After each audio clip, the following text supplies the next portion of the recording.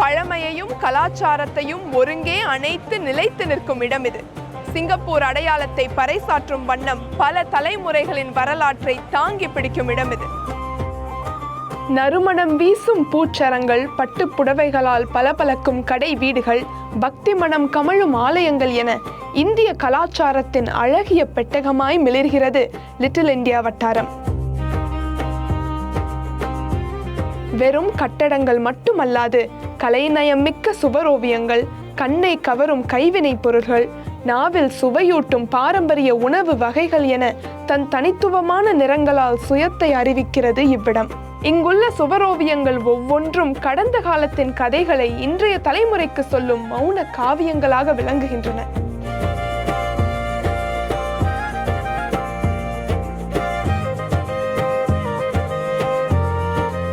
செரங்கூன் ஆறுக்கு அருகாமையில் அமைந்துள்ள லிட்டில் இந்தியா வட்டாரம் 19ஆம் நூற்றாண்டில் கால்நடை வர்த்தக மையமாக உருவெடுத்தது. இவ்வணிகம் பெரும்பாலும் இந்தியர்களால் முன்னெடுக்கப்பட்டதால் ஏராளமான இந்தியர்கள் இங்கு தங்கி பணிபுரிந்தனர். அதன் அடையாளமாகவே இன்று பஃபலோ சாலை, கபாவ் சாலை போன்ற சாலைகளின் பெயர்கள் நிலைத்திருக்கின்றன. காலப்போக்கில் கால்நடை வர்த்தகத்தை தாண்டி பலதரப்பட்ட கடைகளும் வணிகங்களும் தொடங்கப்பட்டன. பிரதானமாக இந்திய சமூகத்தின் தேவைகளுக்கு ஏற்றவாறு சேவைகளை வழங்கும் வர்த்தகங்கள் இங்கு முளைவிட்டன. அவற்றுள் சில இன்றளவும் நீடித்து நிலைத்திருக்கின்றன. 1989ஆம் ஆண்டு லிட்டில் இந்தியா வட்டாரம் பாதுகாக்கப்படும் வட்டாரமாக அறிவிக்கப்பட்ட போது இங்குள்ள கடை வீடுகளை பாதுகாக்க முயற்சிகள் முன்னெடுக்கப்பட்டன. பழமை மாறாமல் புதுப்பிக்கப்பட்ட இவ்வட்டாரம் இன்று பல்வேறு சமூகங்கள் சங்கமிக்கும் தலமாகவும், இன மத மொழி எல்லைகளை கடந்து கலாச்சார பரிமாற்றம் நிகழும் களமாகவும் விளங்குகிறது.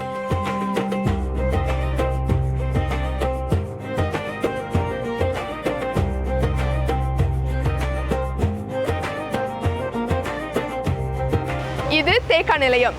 இந்த இடத்தில் 1915ஆம் ஆண்டு தேக்கா சந்தை திறக்கப்பட்டது. தெக் கியாக்கா என்ற ஹாக்கியன் சொற்றொடரிலிருந்து தேக்கா என்ற பெயர் உருவானது. சிறிய மூங்கில்களின் வேர்கள் என்பதே இந்த தொடரின் பொருள். ராச்சர் கால்வாயை ஒட்டியிருந்த மூங்கில் தோப்புகளை குறிக்கும் விதத்தில் இப்பெயர் உருவானது. அது மட்டுமின்றி இப்பகுதியில் செழித்தோங்கிய கால்நடை வியாபாரம் காரணமாக மலாய் மொழியில் எருமை தொழுவம், அதாவது கண்டோங் கபாவ் என்றும் இச்சந்தை அழைக்கப்பட்டது. இவ்வாறு பல பெயர்களை கடந்து 2000இல் தேக்கா நிலையம் என்ற இவ்விடத்திற்கு மறுபெயரிடப்பட்டது. 30 முதல் 50 ஆண்டுகளுக்கு முன்பிலிருந்து பழைய சந்தையில் வியாபாரம் செய்தவர்களை பின்தொடர்ந்து தற்போது பலர் 2ஆம் அல்லது 3ஆம் தலைமுறை வியாபாரிகளாக தற்போது தேக்கா நிலையத்தில் கடை வைத்துள்ளனர். இந்தியர்கள் மட்டுமின்றி சீன, மலாய் இனத்தவர்களும் தங்களுக்கு தேவையான பொருள்களை வாங்கவும் விருப்பமான உணவை ருசிக்கவும் நாள்தோறும் தேக்கா நிலையத்தில் திரள்வதை காண முடியும். சுற்றுலா பயணிகள் முதல் உள்ளூர் வாசிகள் வரை அனைவரையும் வரவேற்கும் தேக்கா நிலையம் சிங்கப்பூரின் பல்லின பண்பாட்டை உலகிற்கு பறைசாற்றுகிறது. இது கேம்பல் சாலை. கலாச்சார சமய விழா காலங்களில் மக்கள் கூட்டம் திரள வண்ண விளக்குகளின் ஒளியிலும் மேல தாளத்தின் முழக்கத்திலும் இவ்விடமே களை கட்டுவதை கண்டு ரசிக்க முடியும்.